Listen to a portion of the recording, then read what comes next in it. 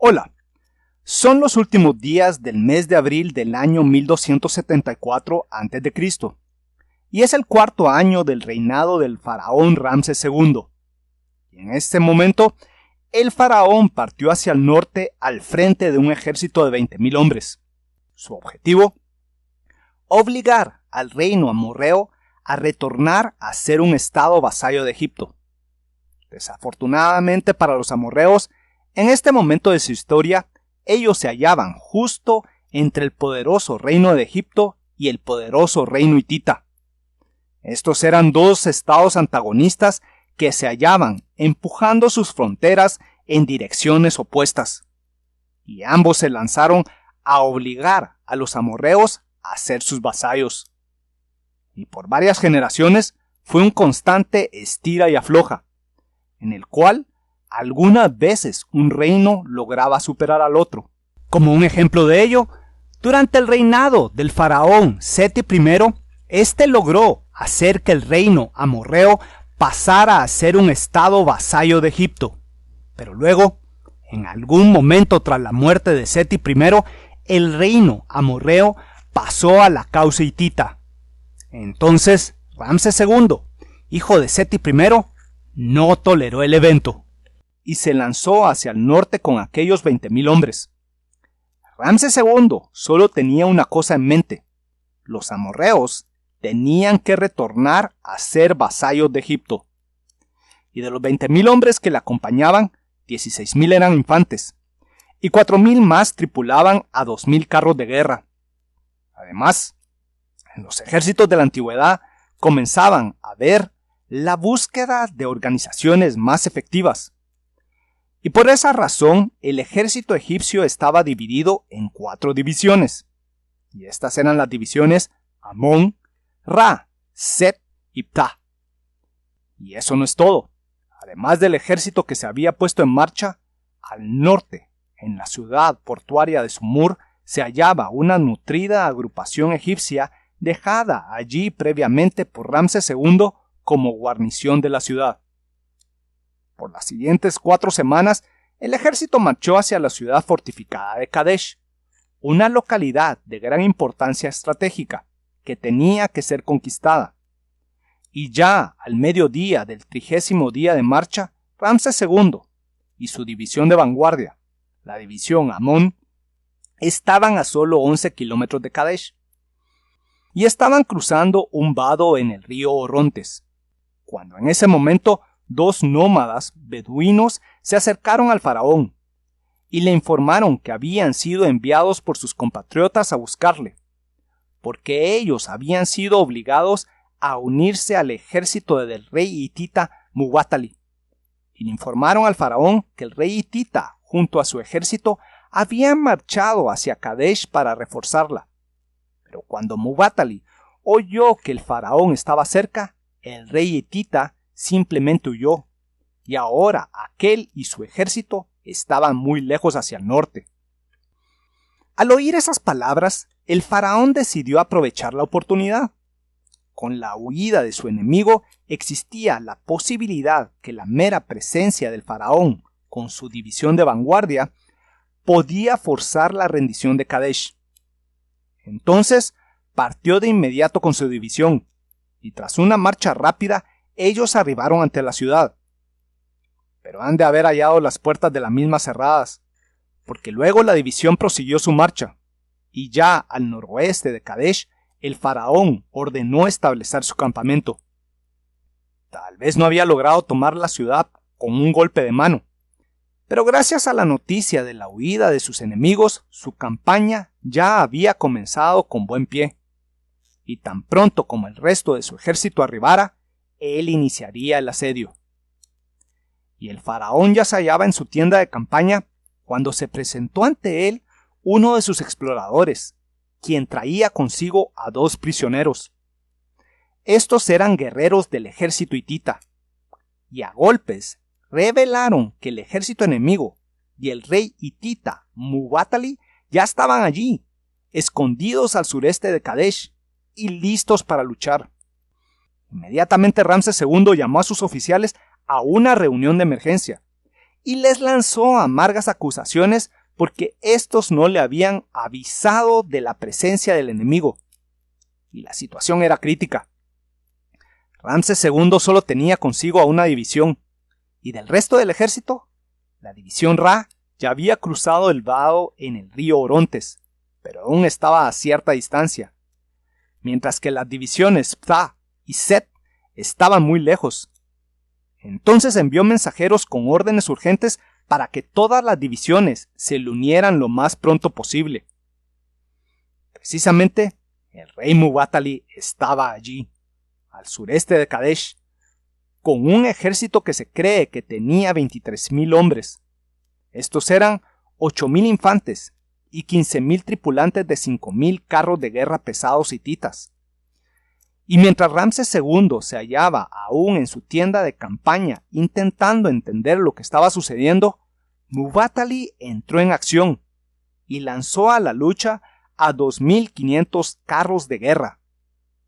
Aquellos carros pasaron por el sur de Kadesh y sucedió. La división Ra se hallaba en una larga columna de marcha, cuando súbitamente aquellos 2,500 carros cayeron sobre la tropa egipcia.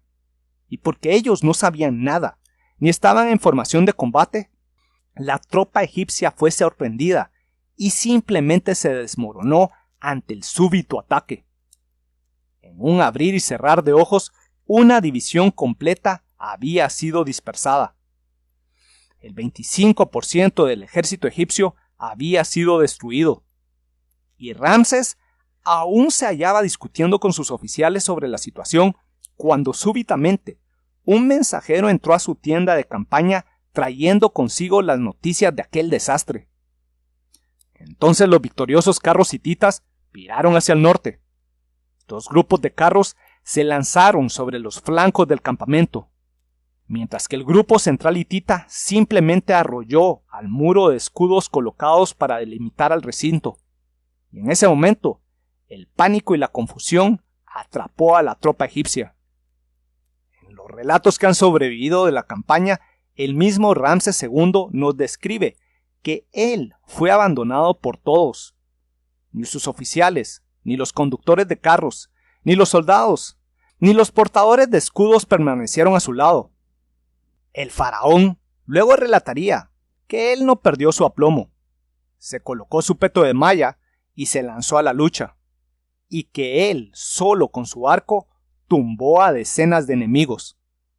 Bueno, lo más probable es que en la confusión inicial mucha de la tropa egipcia ha de haber huido, pero también alrededor del faraón se habrían formado sus guardias y sus oficiales, y mientras le defendían, el faraón ocupó su carro de guerra, y con esa tropa aquel luchó contra el enemigo. Y las crónicas indican que hubo un amargo combate al norte del campamento. Entonces podemos asumir que aquel grupo de egipcios logró cortar un camino en aquella dirección, y que allí se lanzaron contra los carros enemigos que habían rodeado el flanco derecho del campamento, y en un violento combate a los hititas los empujaron hacia el río Orontes, donde muchos de estos murieron ahogados. El faraón y sus hombres estaban peleando contra un grupo de enemigos. Pero además, en ese momento sucedió uno de los graves problemas con los ejércitos poco disciplinados. Aprovechando que los egipcios habían huido, las tripulaciones de los carros detuvieron su marcha y se lanzaron a saquear al campamento. Así, el ímpetu del asalto hitita se estaba perdiendo. Pero eso no es todo.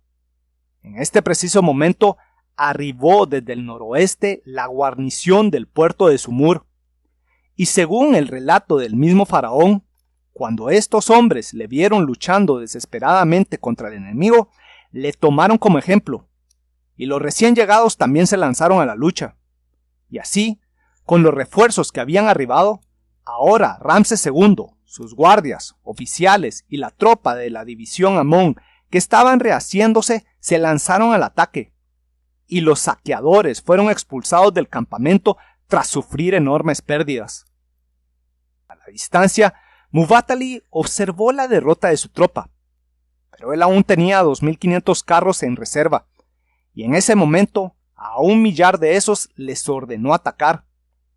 Este combate parece que duró unas 3 horas más, aunque a partir de este momento los eventos son confusos porque las crónicas egipcias solo se centran en las acciones del faraón. Los hititas han de haber continuado colocando presión, pero la tropa egipcia ya se había formado para la batalla, manteniendo a raya a los carros, y parece que desde el sur finalmente arribó la división Ptah. La fuerza de carros hitita fue rechazada y huyó, y con la derrota de esa agrupación, Muwatalli ordenó una retirada general. La batalla había terminado y el faraón se había salvado. Pero también los relatos egipcios indican que al día siguiente Ramsés II tomó a toda su tropa y se retiró de vuelta a Egipto. A nivel táctico fue una victoria egipcia, porque el ejército se salvó y permaneció en control del campo. Pero a nivel estratégico fue una derrota, porque Kadesh permaneció bajo el control hitita. Entonces, la batalla fue un empate. Bueno, hemos llegado al final de otro video. Por los siguientes 15 años no existió una supremacía militar entre ninguno de los estados en pugna, y simplemente el reino amorreo cambió de manos constantemente, hasta que finalmente Ramsés II logró establecer un tratado de paz oficial con Hattusili III, el nuevo rey hitita, y con ese tratado por varios años terminaron las luchas en la sección norte de las fronteras egipcias. Y sobre la batalla de Kadesh, primero hemos de reconocer la enorme habilidad del rey hitita. Las estratagemas de este, previas a la acción, demuestran, sin lugar a dudas, que algunos comandantes de la antigüedad ya conocían la enorme ventaja de crear trampas. Muwatalli engañó y colocó magistralmente a su adversario en una posición delicada, y de un golpe destruyó al 25% del ejército egipcio, y por un momento su fuerza de ataque arrolló al campamento enemigo. Pero al no tener la fuerza de carros, un comandante competente o a una tropa disciplinada, ellos perdieron la iniciativa cuando se lanzaron a saquear al campamento. Y precisamente, he aquí un ejemplo de la importancia en esa época de un líder guerrero. ¿Es cierto? La actitud impulsiva y la credulidad hacia un informe dado por unos extraños puso al faraón Ramsés II en un enorme peligro. Pero cuando el enemigo inició su ataque contra el campamento, el joven faraón se lanzó a la lucha. Y realmente no importa si los relatos dados por el mismo faraón luego de la batalla fueron enormemente exagerados. Realmente lo que más importa es que en el momento crítico el faraón no perdió su aplomo. En esta época, cuando las organizaciones militares eran más sencillas, la presencia de un líder capaz en primera línea podía inspirar a sus hombres a seguir luchando, incluso en un momento de grave peligro. Si el faraón hubiera huido al inicio del ataque contra su campamento, lo más probable es que la derrota egipcia hubiera sido total. Pero el faraón permaneció peleando, y con el providencial arribo de los refuerzos, el primer asalto hitita fue detenido. Y esa fue la enorme importancia de la presencia de Ramsés II como líder guerrero en la batalla de Kadesh. Así de simple. Bueno, espero que este video les haya gustado. Y si les gustó, estoy más que seguro que les van a gustar el contenido y la narración de mis libros que tengo a la venta con la editorial Almuzara y con Amazon. Y también, si desean, pueden apoyarme por medio de mi cuenta de Patreon. Y siempre le agradezco mucho a mis Patreons por su apoyo. Y en el próximo video, en ese veremos lo que sucedió en la famosa batalla de Leipzig de 1814, cuando el emperador Napoleón fue amargamente derrotado. Atentamente, Víctor Aguilar Chan.